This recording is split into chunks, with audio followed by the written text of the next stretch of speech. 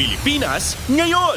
Narito na ang pinakamainit na mga balita na nakalap sa bawat sulok ng bansa. Ihahatid sa bawat Pilipino saan man kayo sa mundo. Ang Pilipinas ngayon. Pakinggan ang bawat kaganapan sa bawat lalawigan. Ito ang Pilipinas ngayon.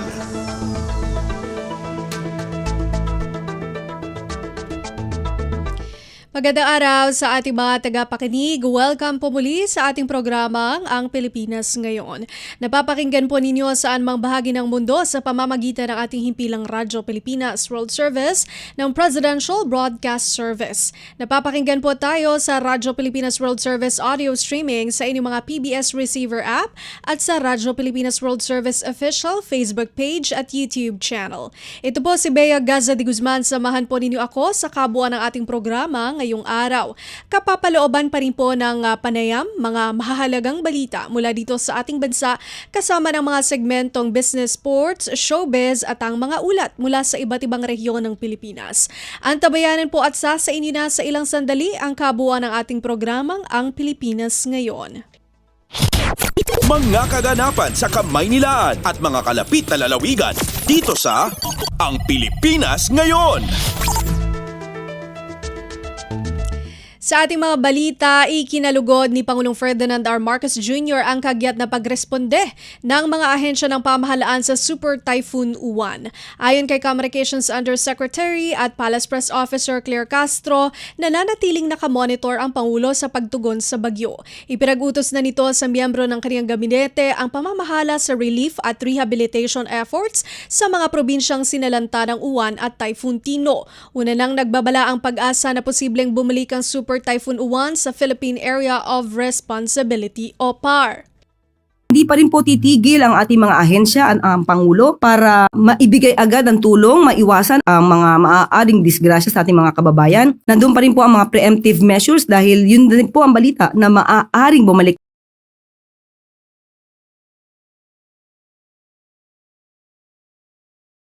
Communications Undersecretary at Palace Press Officer Claire Castro. Mga kaganapan sa Kamaynilaan at mga kalapit na lalawigan dito sa Ang Pilipinas Ngayon. Hinimok ni Pangulong Ferdinand R. Marcos Jr. ang mga opisyal ng lokal na pamahalaan na manatili sa kanilang nasasakupan at huwag magbakasyon sa panahon ng kalamidad at sakuna. Sinabi ng Communications Undersecretary at Palace Press Officer Claire Castro na ayaw ng Pangulo ang mga opisyal na pa-chill-chill lamang habang sinasalanta ang mga kababayang Pilipino. Dagdag ni Castro, Department of the Interior and Local Government o DILG na ang magpapasya kung paiimbestigahan ng mga opisyal na wala sa kanilang lugar noong dumaan ang dalawang bagyong Uwan at Tino. Hindi niya po gusto na ang mga liderato ay chill-chill lang. So dapat ang trabaho ay para sa taong bayan. Kasi ang taong bayan umaasa po sa gobyerno, lalo na sa mga gintong klaseng sitwasyon at kondisyon. Although hindi ko sinasabi nagbabakasyon sila. Still, sasabi ko lang natin, iwasan natin na umalis ng bansa, tumugon sa kalagayan ng ating mga kababayan, lalo na kapag mayroong sakuna or dilubyong ganito. Communications Undersecretary at Palace Press Officer Claire Castro. Kumpleto, detalyadong balitaan, di papahuli sa mahahalagang kaganapan. Kamustahin ang inang bayan, ang Pilipinas ngayon.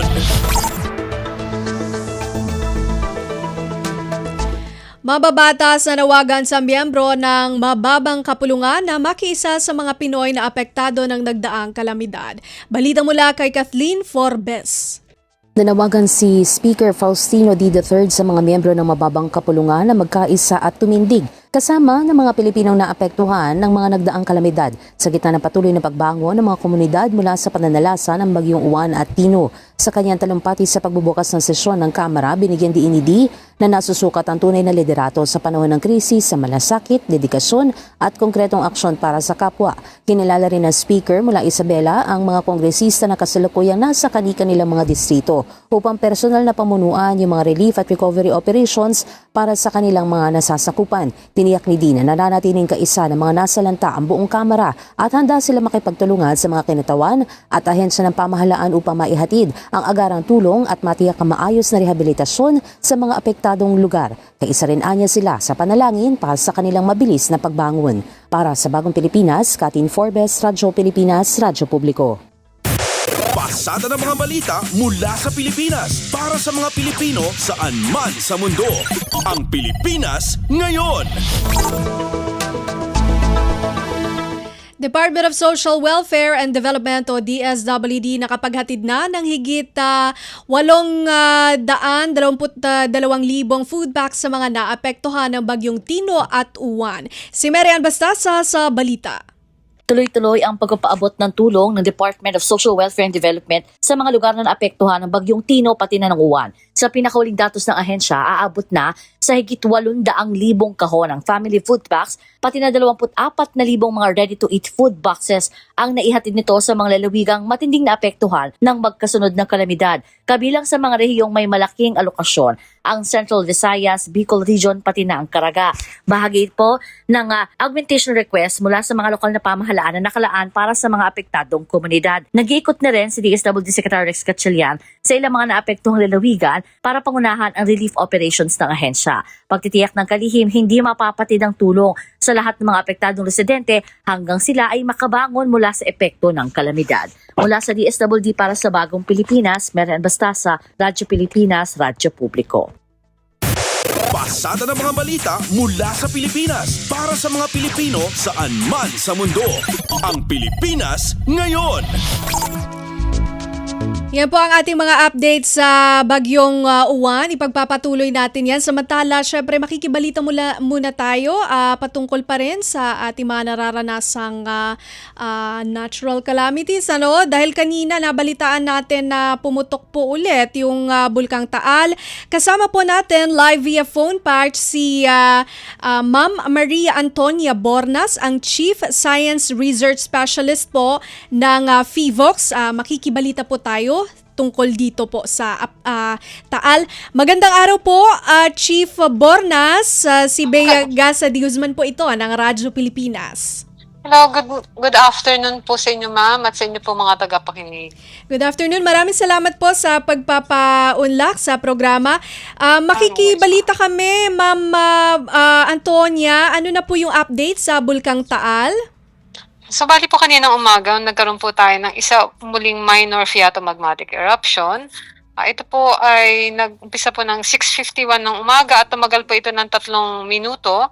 Batay po sa ating visual and seismic records. At meron po itong nalikha na 2,800 meters na eruption plume na napadpad po papunta po ng northeast, no? So batay po sa ating mga reports sa mga karatig na mga munisipyo at syudad, wala naman pong nakaranas ng ashfall sa paligid po ng bulkan. Kaya po sa ngayon po ay nananatili pang nasa alert level 1 ng Taal Volcano at kailangan po ay iwasan natin ang Taal Volcano Island dahil po sa mga panganib ng mga ganitong uring pagputok na maaring po na maka-apekto sa atin kung tayo po ay nandoon sa Taal Volcano Island. So 3 minutes and so far wala naman pong ashfall, no? Wala po. Yes, and kung tama po ang aking narinig, nananatili po tayo sa alert level 1, hindi pa naman po itinataas ang ating alert level. Tama po? Tama po yan.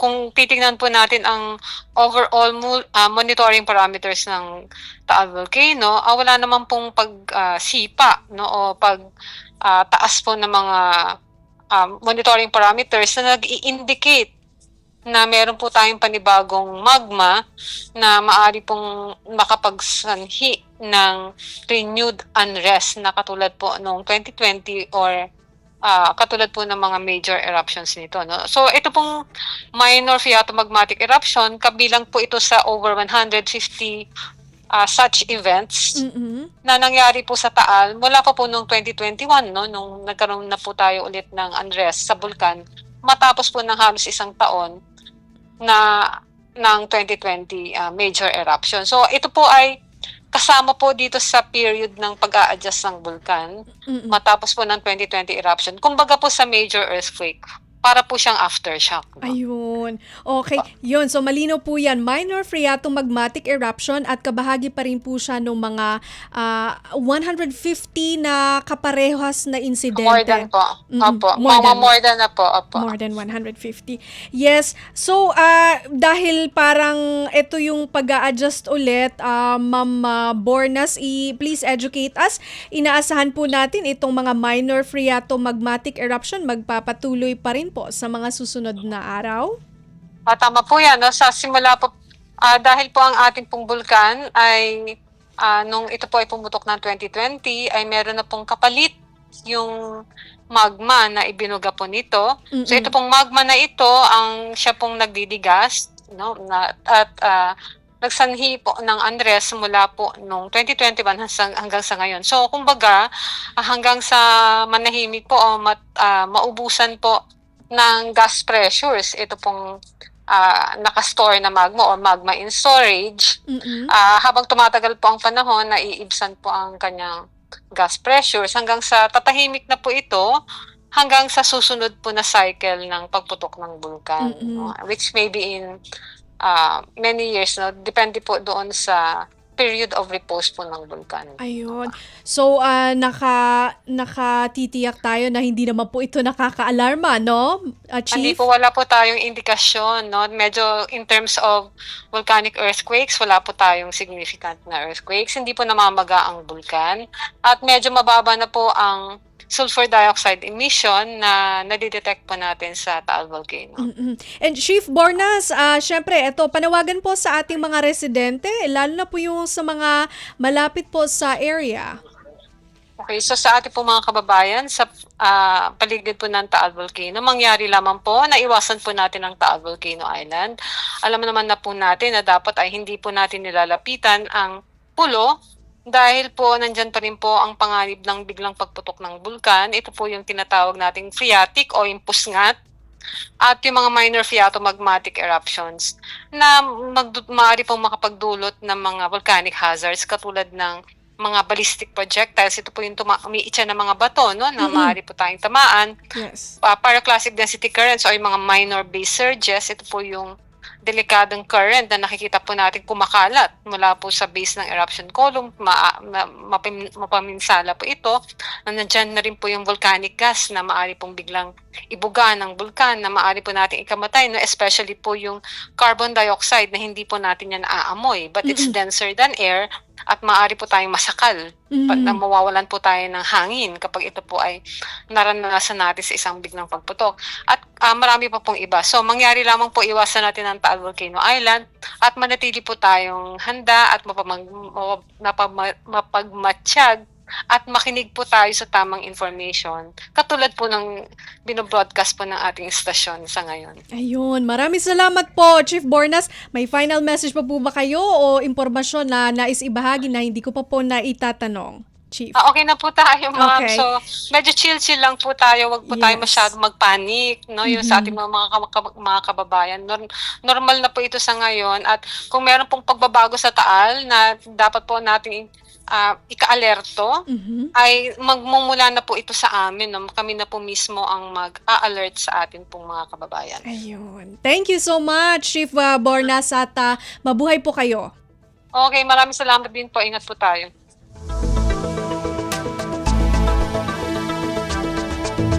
Yan po si Maria Antonia Bornas, Chief Science Research Specialist po ng FIVOX, no? At nagbigay po siya sa atin ng update dahil kanina po 6:51 AM ay tumagal po ng 3 minutes yung minor lang naman, minor phreatomagmatic eruption sa Bulkang Taal.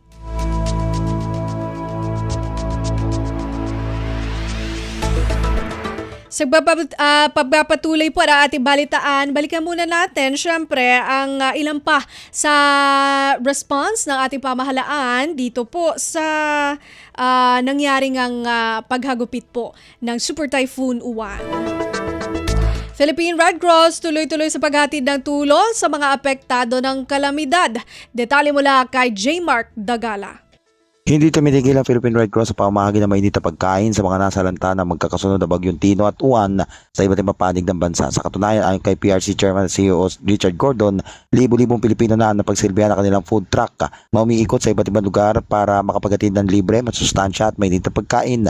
Batay sa datos ng Office of Civil Defense, pumalo na sa halos 2.5 milyong individual ang apektado ng bagyong Uwan. Bukod pa riyan, ang mga naapektuhan ng bagyong Tino sa Visayas. Matapos anya manalantahan Super Typhoon Uwan, 21 sa 39 na food trucks ng PRC ang nag-iikot para makapagpamahagi ng pagkain sa mga nasa evacuation center. Bukod sa food truck, ayon kay Gordon ay kaya makapaghatid ng 1,000 hot meals kada araw ang kanilang mga volunteer upang mainitan na sikmura ng mga nagsilikas na kababayan. Kaya naman patuloy ang panawagan ng Red Cross para sa mga nagmamagandang loob at natumulong upang may pagpatuloy at lalo mapalawak pa ang kanilang pamamahagi ng tulong. Para sa Bagong Pilipinas, Shepherd Tagala, Radyo Pilipinas, Radyo Publiko.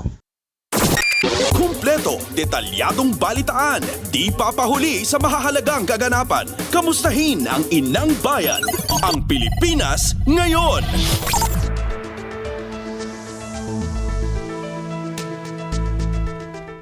Umabot sa halos 1,000 na mga pamilya ang naapektuhan ng bagyong Uwan sa lalawigan ng Benguet.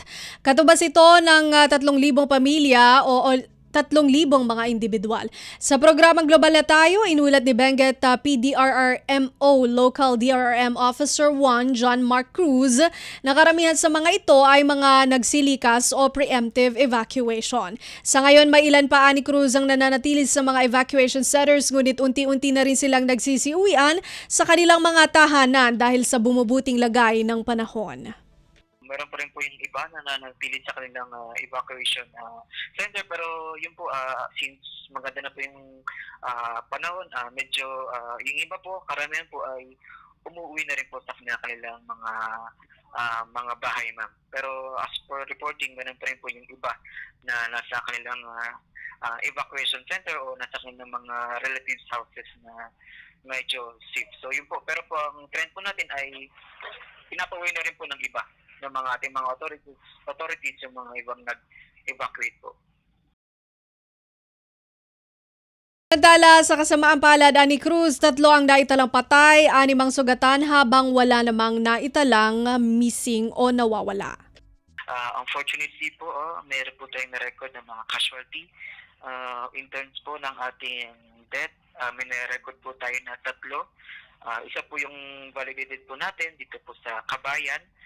Isa po ang namatay, at sa munisipyo po ng Bugyas, meron po tayong na-record na 2, which is ito po yung for validation po, kasi para po makuha po natin yung tama po na details kung ano po yung nangyari. Pero po itong sa Kabayan po ay nabalidate po natin na isa po ang namatay. At sa injured naman po, meron po tayong na-record na 6 na injured sa 4 na munisipyo po, ma'am.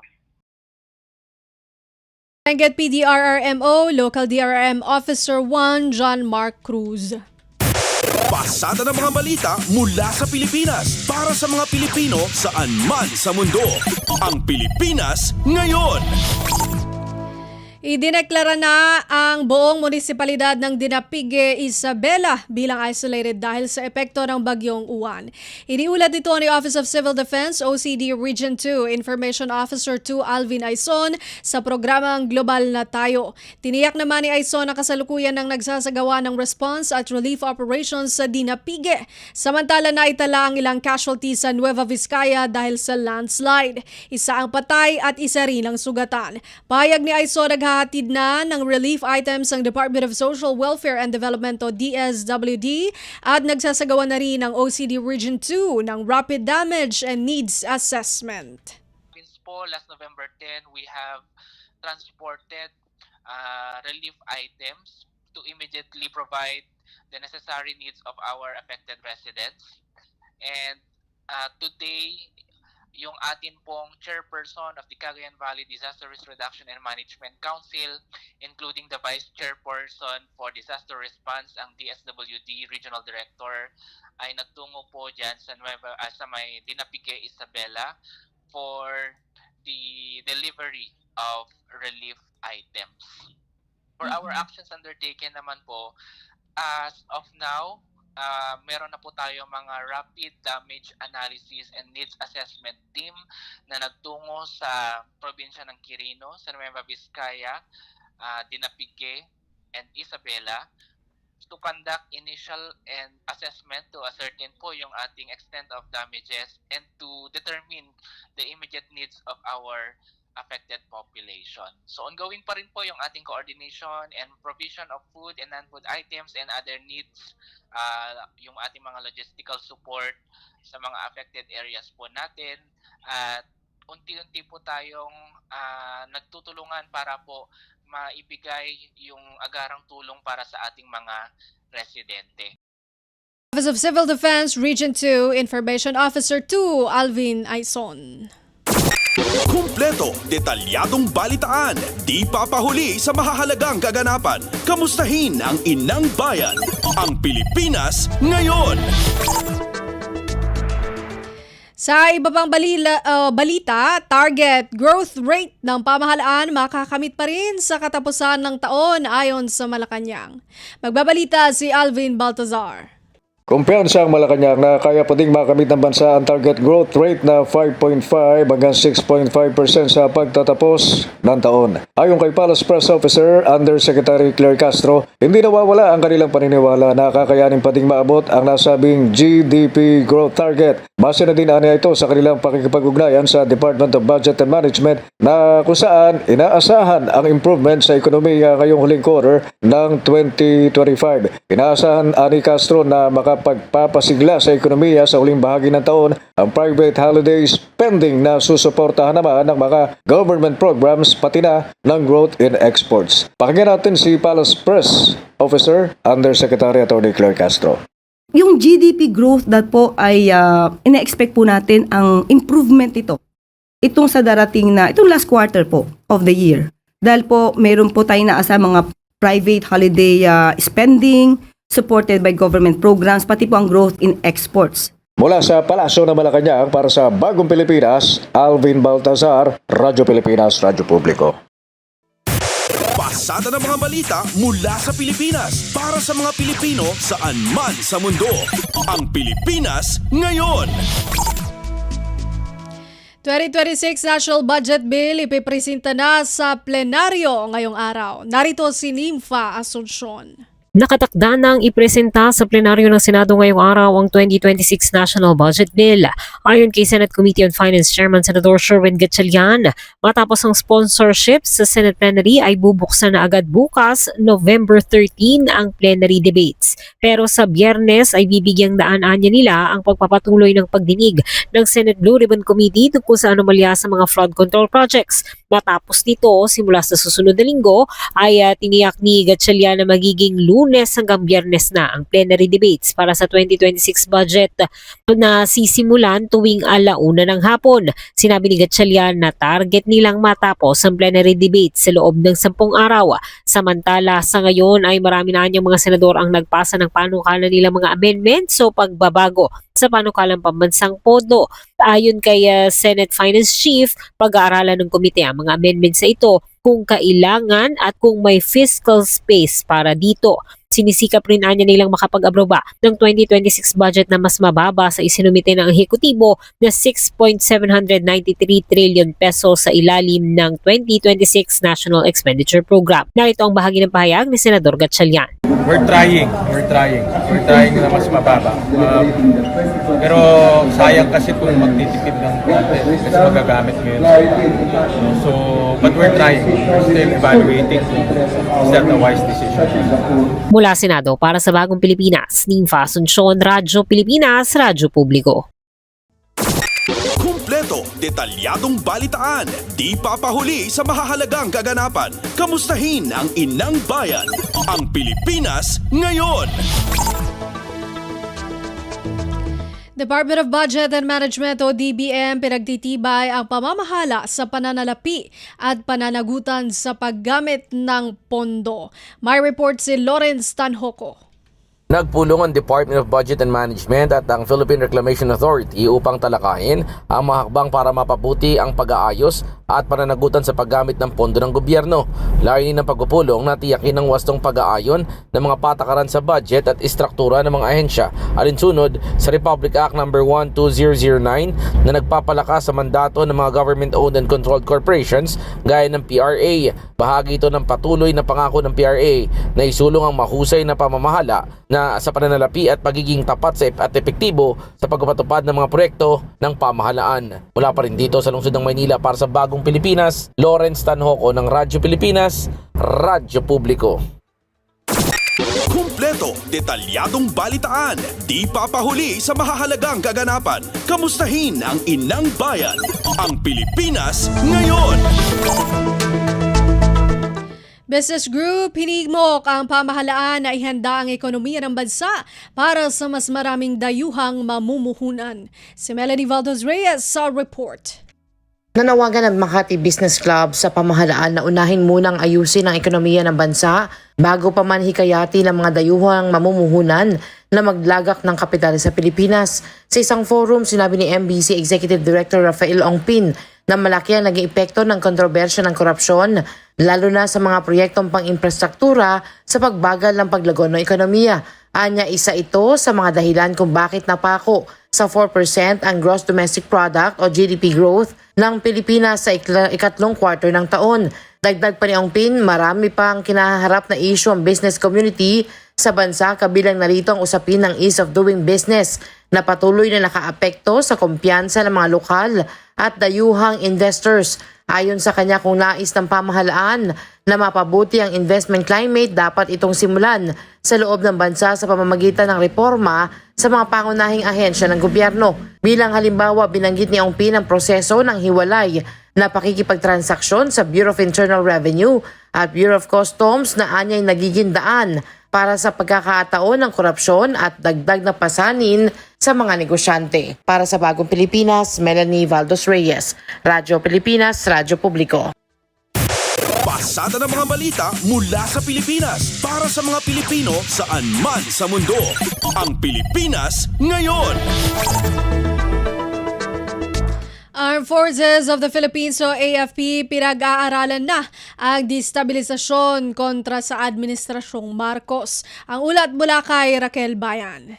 Pinag-aaralan na ng Intel Community ng Armed Forces of the Philippines ang listahan ng mga pangalan na lumutang at iniuugnay sa umano'y planong destabilisasyon laban sa Marcos administration. Kasunod ito ng post ni Ramon Tulfo sa social media kung saan ipinakita nito ang pangalan ng mga personalidad na umano'y minomonitor ng gobyerno. Sa post ni Tulfo, kabilang umano sa posibleng nagpupondo sa destabilization plot ay ilang kasalukuyang opisyal ng gobyerno. Sa press briefing sa Malacanang, sinabi ni Communications Undersecretary Claire Castro na napansin na ng AFP ang usaping ito at agad na ring naipasa sa kanilang intelligence community upang alamin kung mayroong katotohanan na mga akusasyon. Sa kasalukuyan, hindi pa anya tukoy kung mayroon ng paglabag sa batas sa usaping ito, kaya't mahalaga na maisailalim pa rin sa validation at verification ng impormasyon. Tutukuyin rin anya kung bahagi pa ba ito ng freedom of expression o bahagi na ng destabilisasyon. Pagsisiguro ng palasyo, hindi tutulugan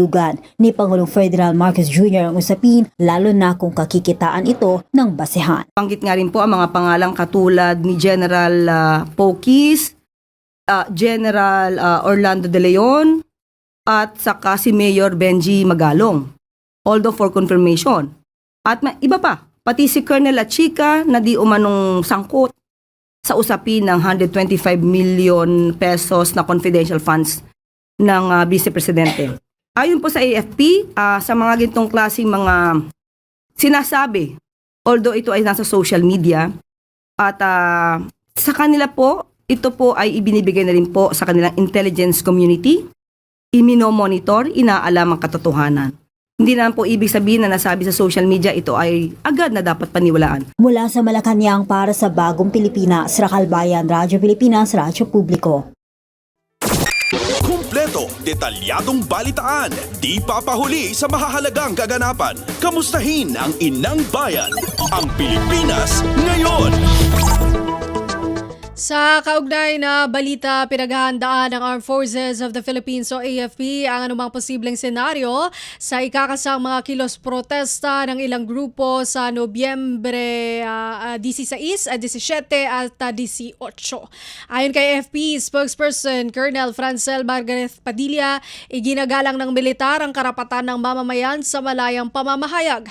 Gayunman patuloy na babantayan ng AFP ang mga aktibidad upang mapanatili ang seguridad at kaayusan sa mga lugar na pagdarausan ng mga pagtitipon. Anya, wala pang namomonitor na banta ang AFP, ngunit hindi rin nila isinasantabi ang posibilidad na may ibang grupo o individual na sumama na may ibang layunin. Sa ngayon, bineberipika na ng AFP ang mga ulat na may ilang retired military officials na nagbabalak sumama sa mga kilos protesta. Pinaalalahanan naman ni Colonel Padilla ang mga dating kabaro na nagbabalak dumalo sa mga rally na dapat nilang igalang ang umiiral na mga patakaran at polisiya ng sandatahang lakas. We respect the freedom of speech, and of course, meron din kaming sariling saloobin bawat isa sa amin. But being in uniform, of course, we have to conform to the rules and regulations and policies that are set. And of course, we have to remain professional.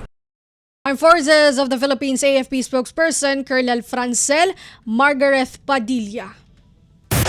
Pasada ng mga balita mula sa Pilipinas para sa mga Pilipino saan man sa mundo. Ang Pilipinas ngayon. Council for the Welfare of Children o CWC nagpaalala sa mga magulang na bantayan at tiyakin ang kaligtasan ng mga kabataan online.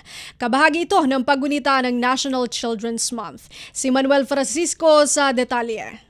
Bahagi ng paggunita ng National Children's Month ngayong Nobyembre, nagpaalala ang Council for the Welfare of Children o CWC sa publiko, partikular sa mga magulang na bantayan at tiyakin ang kaligtasan ng mga kabataan online. Payo ng CWC na kinakailangang aralin ang nilalaman ng internet upang maproteksyonan ng mga bata sa panganib nito, gayon din ang pag-block sa apps na hindi angkop sa kanilang edad at siguruhing may access sa mga device na kanilang ginagamit.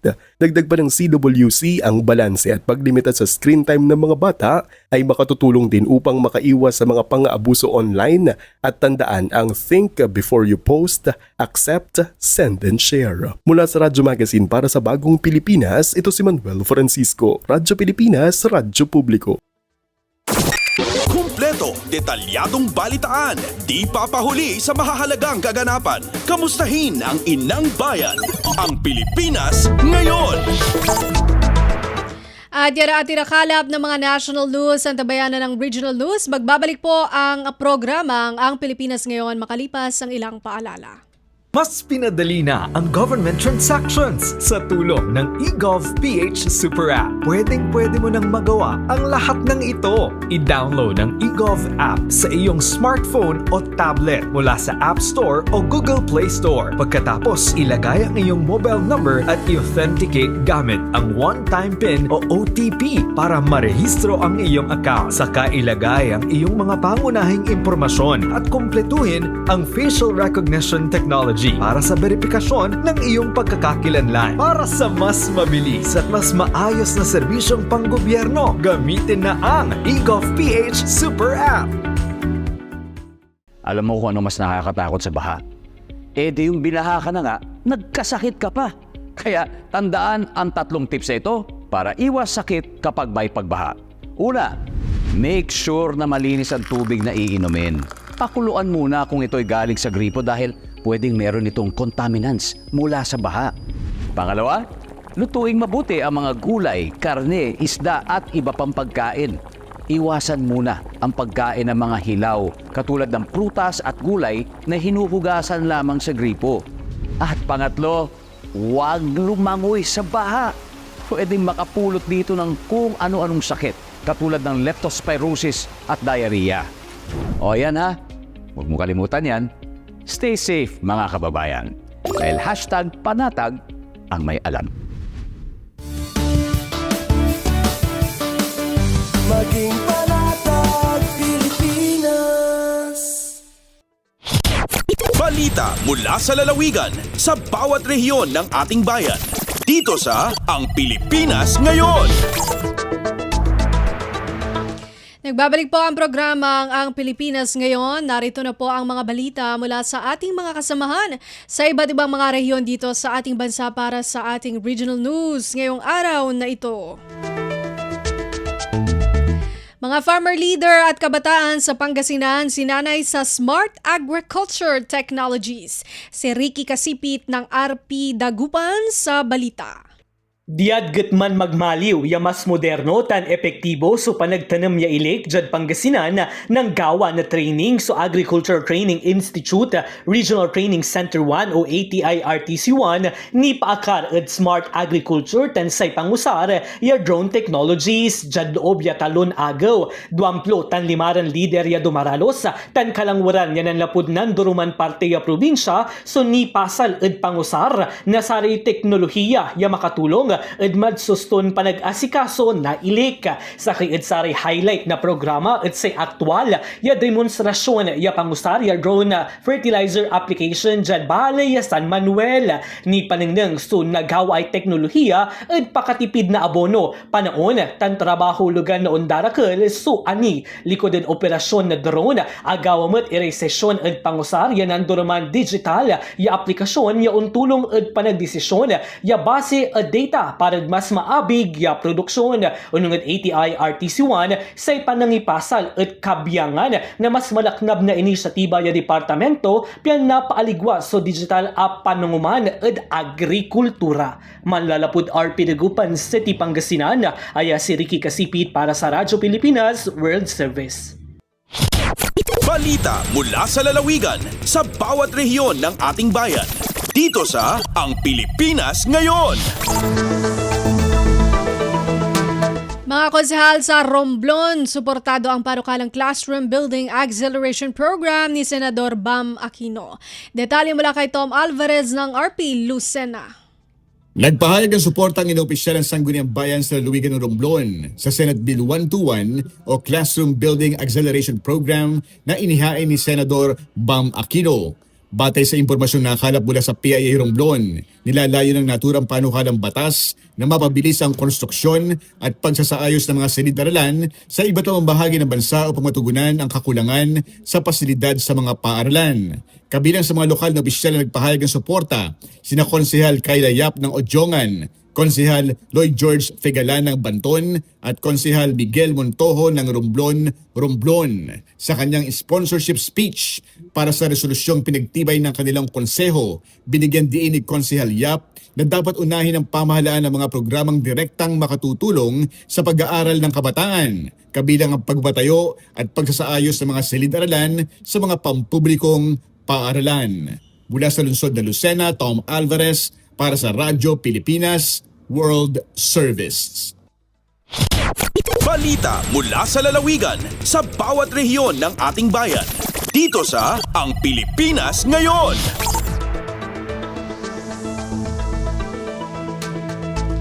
Maraming salamat kay Tom Alvarez.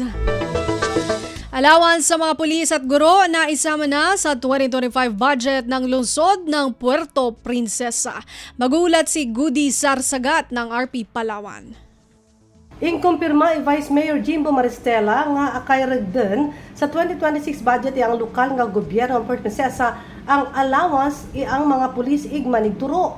Makuntana unarang naaprubahan ang ordinansa para sa mga pulis sa mga manigturo ay akasalang dinda sa katlong pagbasa iging sa sarigan nga maaprubahan den sa sesyon nga akakasa sa adlaw nga dyan ang Miyerkules. Makuntana, kasabatan dia sa naging panawagan ni Mayor Lucille Bayron sa anang paggurang bilang bagong mayor ang syudad nga sa anang unang naging limag sa flag raising ceremony nga matawan ni allowance iyang mga pulis igmanigturo sa alimentarya ig sekundarya sa syudad. Ing sa sarigang makarisibi itag 2,000 kantidad nga allowance kada bulan ang mga gana sasambit sa madason nga dagon sa gobyerno yang syudad di ang Puerto Princesa. Alintigi sa Puerto Princesa City, Palawan, Goody Sarsagat para sa Radyo Pilipinas World Service. Balita mula sa lalawigan sa bawat rehiyon ng ating bayan. Dito sa Ang Pilipinas Ngayon.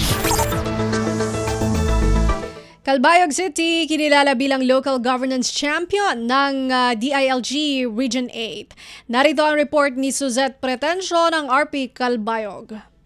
Formal na nga ginkilala sa Department of the Interior and Local Government o DILG Region 8 ang Calbayog City como usa sa mga 2025 Local Governance Champions mahuman ang makote nga pag-examine sa Regional Champions of Good Local Governance sa performance sa syudad sa mga magkadrodelain nga aspeto sa panggobyernuhan. Basar sa gingawas nga Regional Memorandum sa DILG ang pasidungog in pagkilala sa mga lokal nga gobyerno nga pakita sa tangkod epektibo ngan maupay nga serbisyo publiko. Apisar nga na-postpone ang 2025 National Seal of Good Local Governance Assessment, magpapabilin nga kwalipikado ang Calbayog City para sa masunod nga pan-national nga beripikasyon.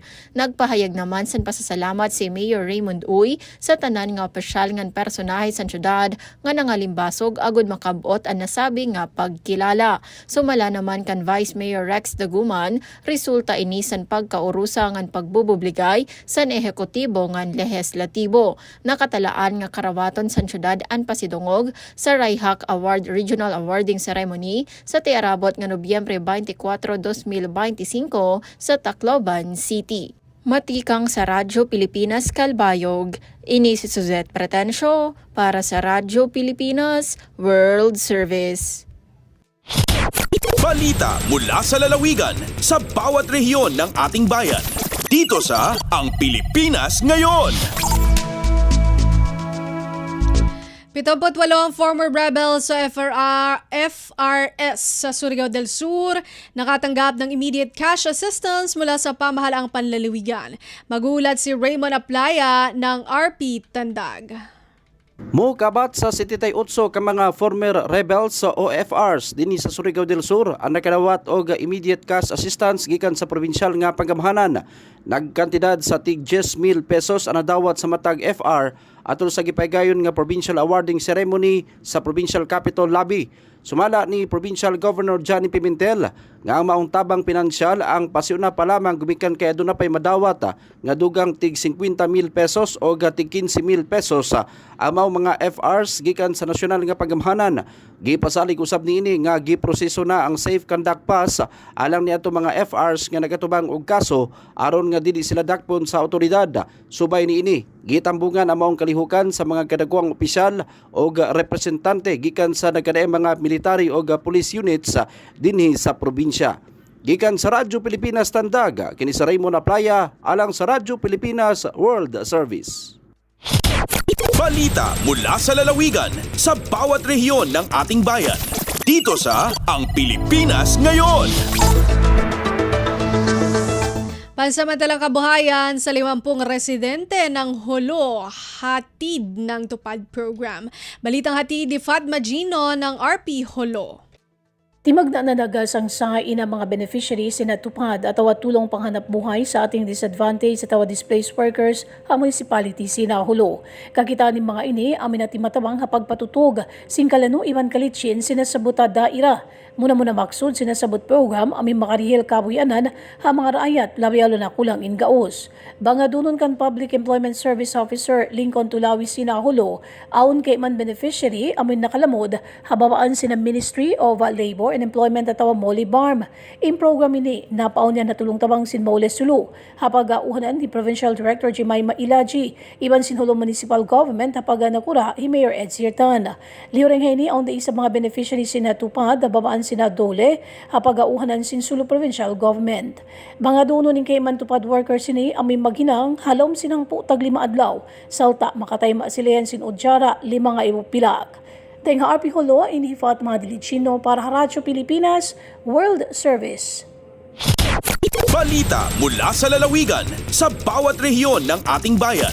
Dito sa Ang Pilipinas Ngayon. Narinig po ninyo ang mga balita mula po sa iba't ibang lalawigan dito sa Pilipinas sa pamamagitan po ng ating regional news. Susunod po ang ating balitang negosyo at kalakalan at balitang pampalakasan mula kay Steph Vicente. Sa pagbabalik po yan ng programang Ang Pilipinas Ngayon makalipas ang ilang paalala. Itinuloy na po natin ang zero balance billing. Libre po. Ibig sabihin, ang serbisyo sa basic accommodation sa ating mga DOH na ospital, wala nang babayaran ang pasyente. Po, ang dami pong challenge, hindi po namin alam kung saan namin kukunin, ganon, nag-iisip kung paano namin mababayaran. Siyempre po, masaya, super saya po dahil na zero billing po kami. Opo, malaking ano po talaga, malaking tulong po. Mabilis lang din po. Bayad na ang bill ninyo. Uulitin ko, wala nang kailangan bayaran ng pasyente basta sa DOH Hospital dahil bayad na po ang bill ninyo. Naiiyak ako kasi sobrang saya. Maraming salamat po, Mr. President Bongbong Marcos Jr. Hindi kami nagkamali ng taong hinalal. Lagay ng ekonomiya, kalakalan, negosyo at iba pa. Atin ang alamin dito sa Ang Pilipinas Ngayon. Magandang araw, nagbabalik na po ang ating programang Ang Pilipinas Ngayon. Narito po tayo muli para sa segmentong Balitang Negosyo at Kalakalan. Inasahang magpapatupad ang Bangko Sentral ng Pilipinas o BSP ng panibagong round ng policy rate cut sa Disyembre kasunod ng pagbagal ng ekonomiya at nananatiling mababang inflation ayon sa mga economic analyst. Sa ulat ng Nomura, sinabi ni analyst Yuben Paracueles at Yiru Chen na ang pagsadsad ng Gross Domestic Product o GDP growth sa 4% year-on-year sa ikatlong quarter mula sa 5.5% ay nagpapalakas sa posibilidad ng rate cut sa susunod na policy meeting ng BSP.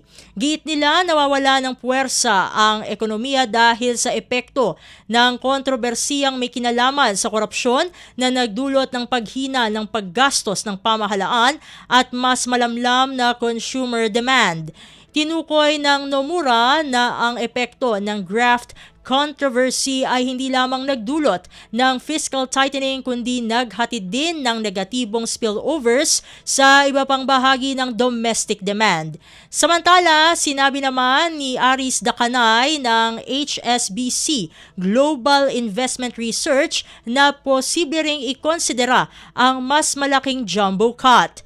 Aniya, maaaring pag-isipan ng BSP ang mas agresibong bawas upang matugunan ang kakulangan sa fiscal support dahil nahaharang ang paggastos ng gobyerno habang nagpapatuloy ang investigasyon sa umano'y irregularidad sa public works.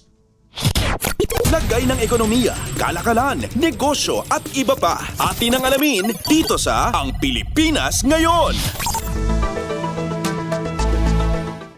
Sa iba pang mga balita, nanawagan ang Bangko Sentral ng Pilipinas o BSP sa mga bangko, quasi-banks, non-bank e-money issuers, financial market infrastructures at clearing switch operators na makiisa sa pagsasakatuparan ng isang 24/7 na payment system.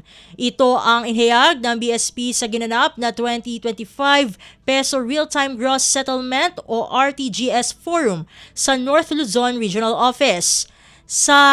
Ang PhilPass Plus na pag-aari at pinapatakbo ng BSP ang kasalukuyang RTGS system ng bansa. Sa ngayon, ito ay operational mula alas 9 ng umaga hanggang halos alas 6 ng gabi, Lunes hanggang Biyernes. Ayon sa BSP, sa pamamagitan ng round-the-clock o 24/7 na operasyon, mas maraming transaksyon ang maipoproseso sa real-time, mas mapapalawak ang koneksyon sa mga foreign payment system at mas mapalalakas ang mga gawaing pang-ekonomiya tulad ng 24/7 remittances, cross-border e-commerce at bond trading. Lagay ng ekonomiya, kalakalan, negosyo at iba pa. Atin ang alamin dito sa Ang Pilipinas Ngayon. Samantala, nanawagan naman si Gabriela Party List Representative Sara Elago sa Department of Labor and Employment o DOLE at sa mga business process outsourcing o BPO companies na igalang ang karapatan at kaligtasan ng mga manggagawa sa tuwing may kalamidad sa halip na unahin ang kita. Ginawa ni Alago ang panawagan matapos lumabas ang mga ulat na ilang BPO companies ang patuloy na nagpapatakbo ng operasyon sa kabila ng matinding sama ng panahon at mga babala ng pamahalaan hinggil sa pagbaha, pagkawala ng kuryente at panganib sa biyahe. Binigyang diin niya na hindi waterproof ang mga manggagawa at may karapatan silang tumanggi na pumasok sa trabaho kung may nakaambang panganib dulot ng kalamidad. Ipinaalala rin ng kongresista na ayon sa DOLE Labor Advisory No. 17 Series of 2022 at sa Occupational Safety and Health Law o Republic Act No. 11058, may karapatan ang mga manggagawa na tumanggi sa hindi ligtas sa trabaho nang hindi natatakot sa parusa o pagtanggal. May obligasyon din ang mga employer na tiyaking ligtas ang kanilang mga empleyado sa oras ng panganib. Umapela naman si Alago sa DOLE na aktibong bantayan ang pagsunod ng mga kumpanya sa mga batas paggawa, lalo na sa mga sektor na may kasaysayan ng pamimilit sa mga empleyado na magtrabaho kahit may kalamidad at papanagutin ang mga lumalabag. Lagay ng ekonomiya, kalakalan, negosyo at iba pa. Atin ang alamin dito sa Ang Pilipinas Ngayon. At para naman sa halaga ng palitan, ayon sa Bangko Sentral ng Pilipinas ngayong Miyerkules, Nobyembre 12, ang US dollars ay katumbas po ng 58 pesos and 93 centavos habang ang Japanese yen naman ay 38 centavos. Ang Singaporean dollar ay nagkakahalaga naman ng 45 pesos and 31 centavos habang ang Korean won ay katumbas ng 4 centavos. Ang Chinese yuan naman ay 8 pesos and 28 centavos habang ang Hong Kong dollar naman ay katumbas ng 7 pesos and 58 centavos. Ang British pound naman ay katumbas ng 77 pesos and 50 centavos habang ang euro naman o ang euro ay katumbas ng 68 pesos and 27 centavos. Ang Canadian dollar ay nagkakahalaga ng 42 pesos and 5 centavos habang ang Saudi Arabian rial naman ay katumbas ng 15 pesos and 71 centavos. Lagay ng ekonomiya, kalakalan, negosyo at iba pa. Atin ang alamin dito sa Ang Pilipinas Ngayon.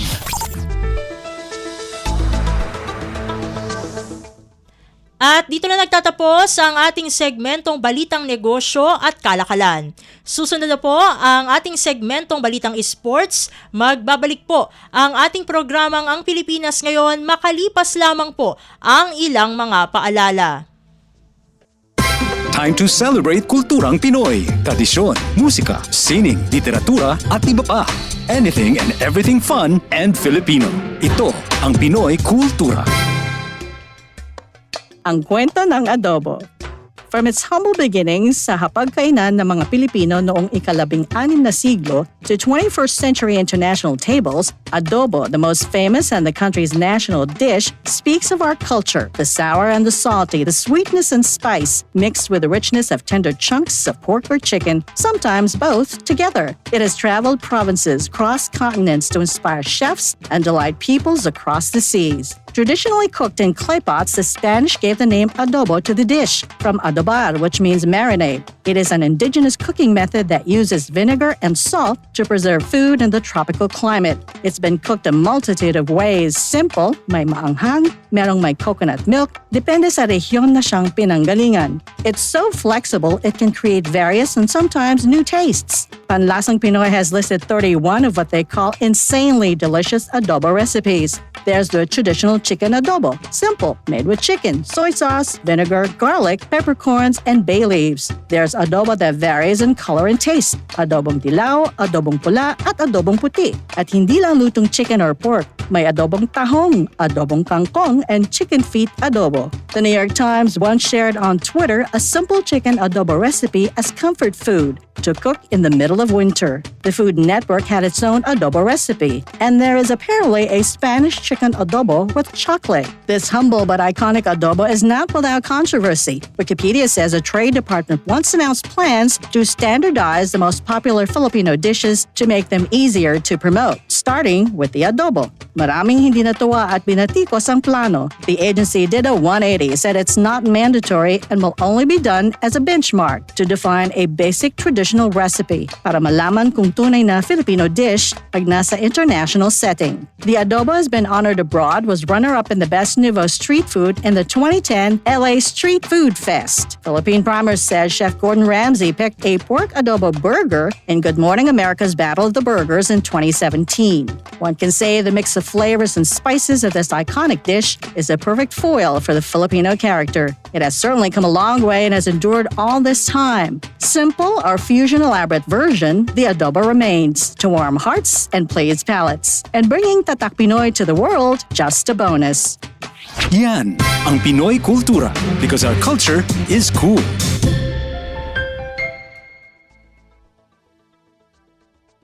This is a public service announcement. Maging handa sa oras ng sakuna. Para sa iyo at sa iyong pamilya, laging siguruhin, Go Bag ay nakahanda at naglalaman ng mga sumusunod.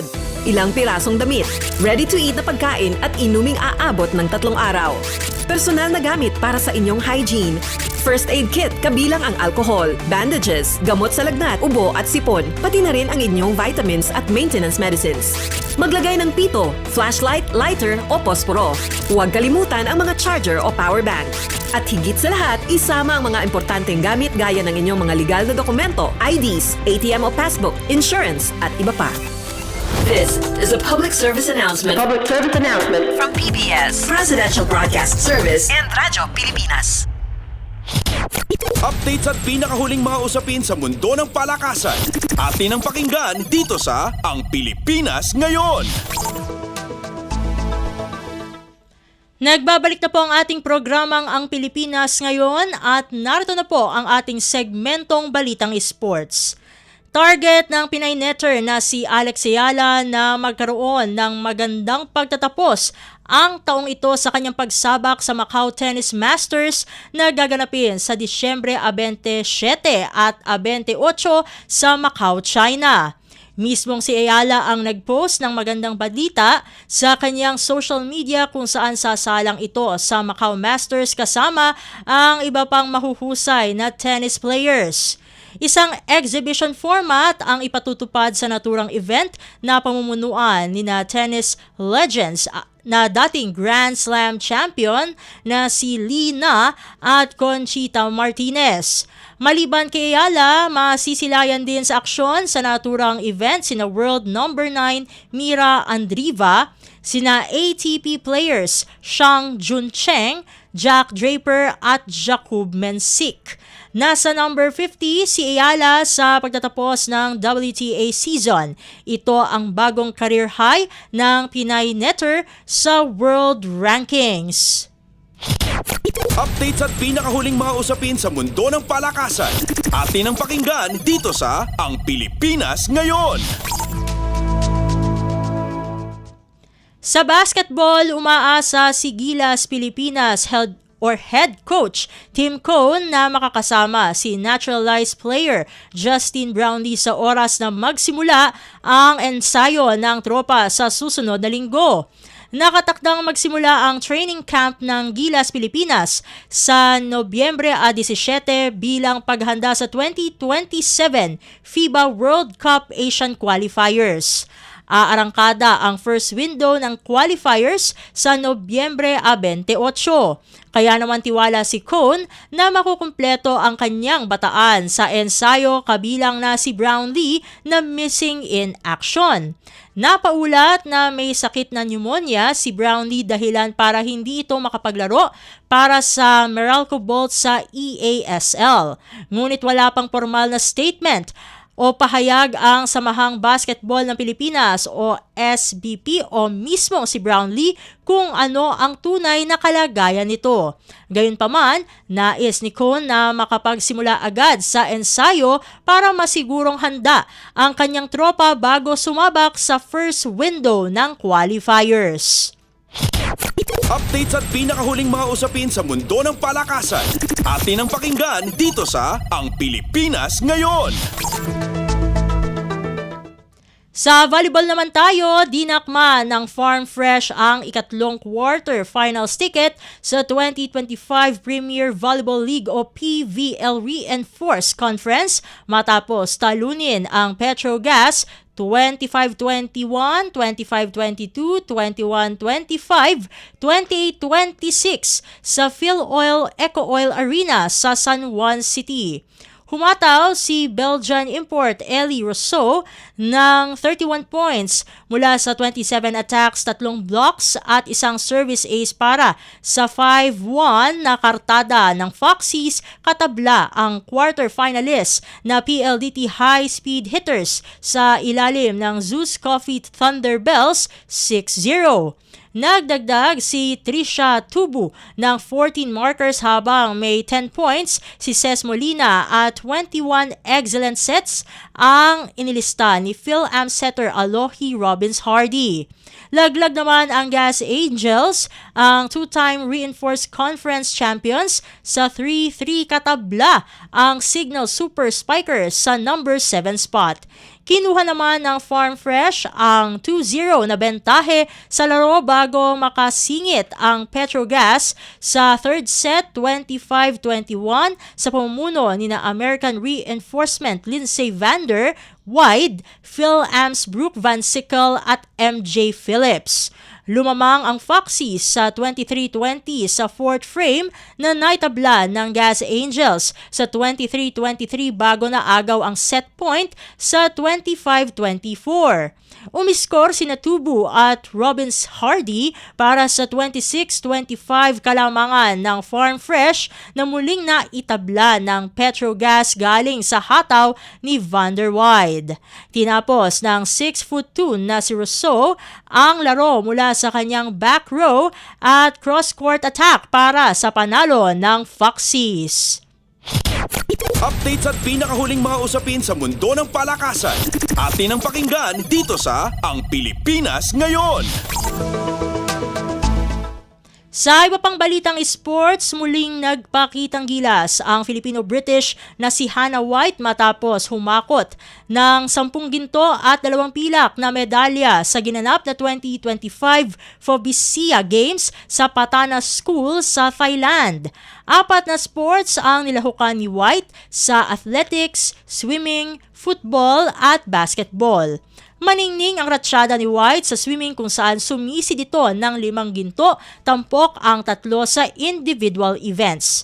Maganda rin ang kamada ni White sa athletics nang kumana ito ng 4 na ginto sa 1,500 meter run, 200 meter dash, high jump at long jump. Maliban sa 4 na ginto, nakahirit pa si White ng 2 pilak sa javelin throw at 4x100 meter relay. Tinulungan din ni White ang team nito na makopo ang gintong medalya sa basketball event habang nagkasya lamang sa ika-4 na pwesto ang tropa nito sa football. Updates at pinakahuling mga usapin sa mundo ng palakasan. Atin ang pakinggan dito sa Ang Pilipinas Ngayon. Dito na po nagtatapos ang ating segmentong Balitang Sports. Susunod na po ang ating segmentong Balitang Artista na ihahatid sa atin ni Mama JT, makalipas lamang po ang ilang paalala. Magandang araw, si Dingdong Dantes po ito. Dahil taon-taon tayong binibisita ng bagyo, kailangang handa tayong harapin ito. Naalala ko si Mami, meron siyang isang envelope kung saan nakatago ang mga importanteng dokumento para madaling kunin at dalhin kapag may bagyo. Ang misis ko naman, may nakahanda palaging emergency go bag na may lamang damit, gamot, pagkain, tubig at pera na kasya hanggang 3 araw sakaling kailanganin namin pumunta sa evacuation center. At syempre, ang toka ko, bago pa dumating ang bagyo, sinisilip ko na kung may mga butas ba yung bubong o ang ibang parte ng bahay na kailangang i-repair. Nakamonitor din ako sa updates ng Pag-asa tungkol sa bagyo. May kanya-kanyang responsibilidad sa bahay para sure na ligtas ang buhay. Dahil #panatag ang may alam.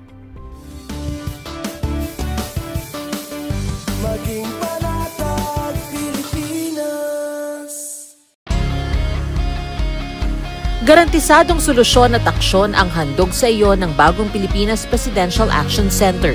Sundin lang ang mga sumusunod para makakuha ng appointment.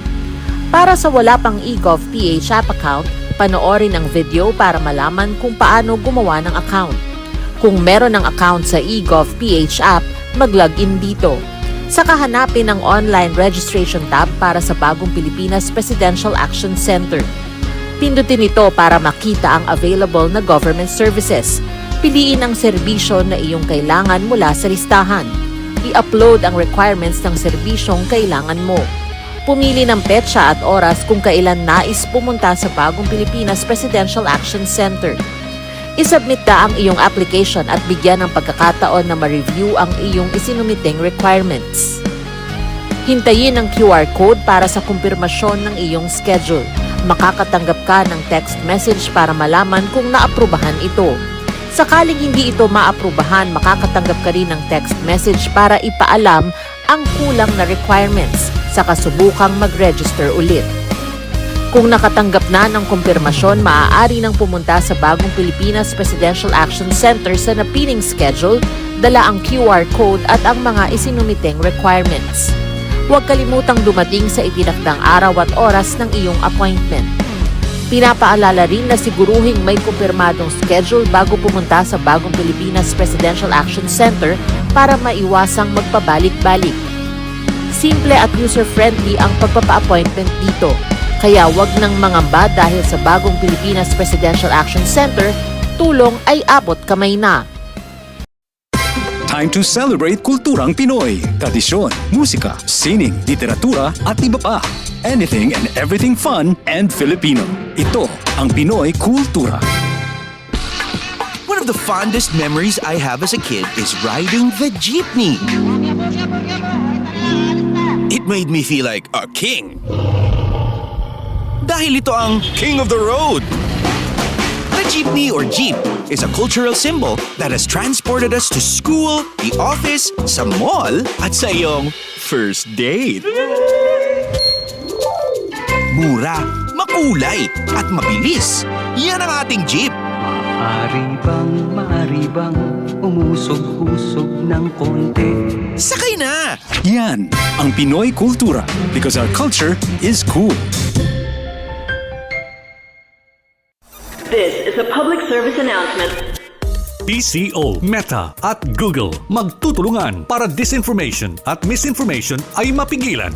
Hindi po natin lalabanan mag-isa ng gobyerno ang misinformation campaigns na ginagawa po ngayon. Kailangan po talaga natin makipag-ugnayan at mag-cooperate sa mga platforms mismo kung saan umiikot ang mismong fake news. Ayon kay PCO Undersecretary Emerald Anvidao, seryoso ang pamahalaan sa paglaban sa fake news dahil walang pinipiling edad ang biktima nito.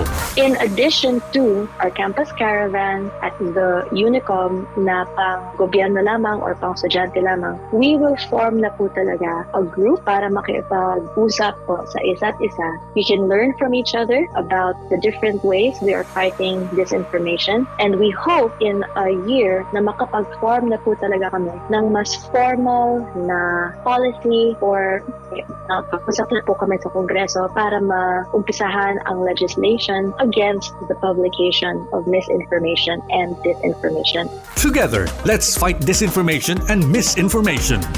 This is a public service announcement. Public service announcement from PBS, Presidential Broadcast Service, and Radyo Pilipinas. Ang latest, ang hottest sa showbiz and entertainment. Heto na sa Ang Pilipinas Ngayon.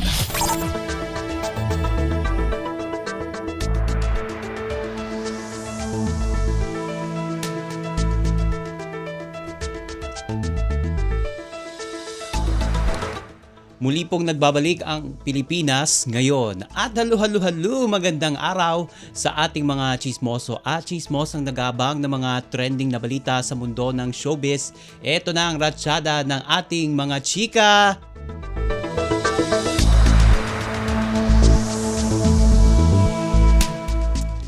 Muling bumisita si Asia's multimedia star Alden Richards sa Hong Kong.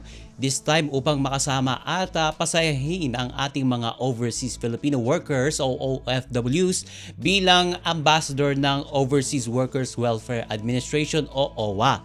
Bukod sa pakikisalamuha sa mga kababayan natin dyan sa Hong Kong, layun din ng pagdalaw ng aktor sa Hong Kong na ipalaganap ang kamalayan tungkol sa mental health, lalo na sa mga OFW na dumaranas ng kalungkutan at pangungulila. Ibinahagi ni Alden na may personal din siyang karanasan sa ganitong mga pagsubok, kaya nauunawa niya ang pinagdaraanan ng mga manggagawa natin dyan abroad. Binibigyan din niya na hindi nag-iisa ang mga OFW at nandyan ang mga ahensya katulad nga ng OWA upang magbigay suporta. At naging makabuluhan ang pagbisita ni Alden sa Hong Kong na kanyang huling pinuntahan noong Enero ng taong 2024 para i-shoot ang pelikulang Hello, Love Again kasama si Catherine Bernardo. Ang latest, ang hottest sa showbiz and entertainment. Heto na sa Ang Pilipinas Ngayon.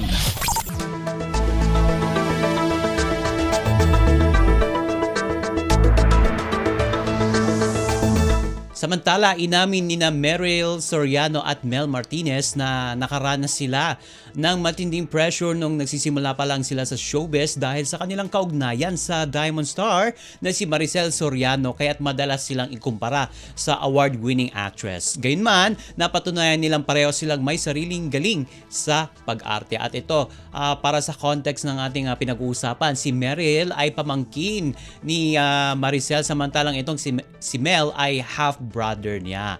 At ayon kay Meryl, bagamat madalas pa rin siyang marinig o madalas pa rin niyang marinig na ikinukumpara kay Maricel, itinuturing niyang karangalan ang pagiging kamag-anak nito at isa raw ang aktres sa pinakamalaking impluensya at guru niya sa mundo ng showbiz. Si Mel naman na half-brother ay umaming hindi maiwasang makaramdam din ng pressure dahil tila mataas ang standards na isiniset o itinatakda ni Maricel. Kaya't palagi nilang sinisikap na ipagmalaki sila ng kanilang ate Maria. Sa kabila ng pagiging magtiyuhin, malapit na magkaibigan naman itong sina Meryl at Mel, ngunit nananatili ang malalim na respeto nila sa isa't isa.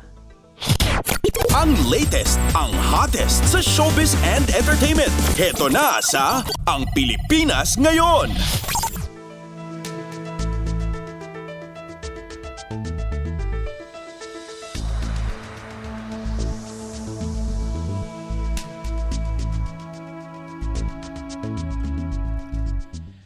Ibinahagi ng singer-songwriter na si Jonella na ibibigay niya ang lahat ng lahat ng kikitain sa kanyang concert para sa mga biktima ng bagyong Tino at Super Typhoon Uwan.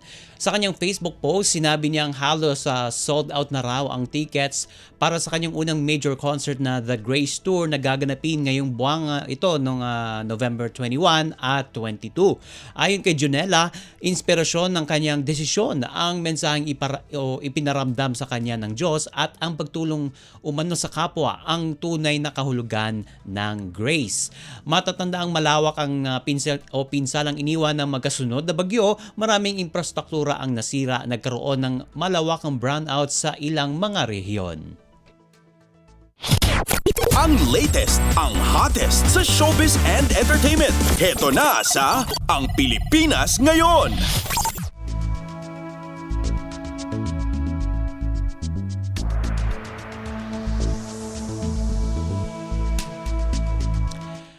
And OMG, wala na tayong sapat na oras para sa ating balitang artista. Maraming salamat mga kachismis sa pakikinig sa aking mga chika for today. Ako po si Mama JT para sa Radyo Pilipinas World Service.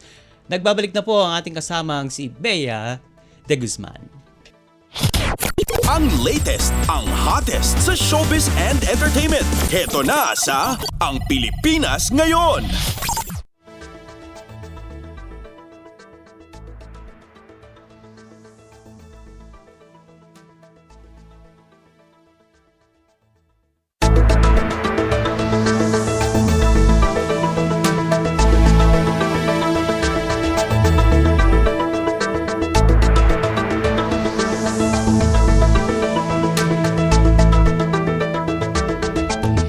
At yan po ang kabuuan ng ating programang Ang Pilipinas Ngayon. Maraming salamat sa ating mga nakasama sa technical side. Kina Milo Donella, Susan Aison, Anthony Pimentel, Hiro Lucero, Justin Osia sa ating Warcast, maging sa ating pong mga OJTs from Technological Institute of the Philippines, si Wilfred Curimo at si Greg, Adrian Gregorio. Maraming salamat din sa ating executive producer, Steph Vicente, na siya ring tagapaghatid ng Showbiz Balita sa mga nag-ulat mula sa iba't ibang lalawigan ng ating bansa para sa ating regional news. Opo nga pala si Mama JT ang ating Showbiz Balita kasi naman ang ating balitang business at sports ay si Steph Vicente. Maraming salamat din sa ating station manager Mr. Ray Sampang. Hanggang sa susunod na edisyon ng ating programang Ang Pilipinas Ngayon, ito si Bea Gaza de Guzman. Magandang araw. At yan ang Pilipinas Ngayon. Muling samahan sa parehong oras at alamin ang pinakahuling mga kaganapan at balita saan man kayo naroon. Ang Pilipinas Ngayon!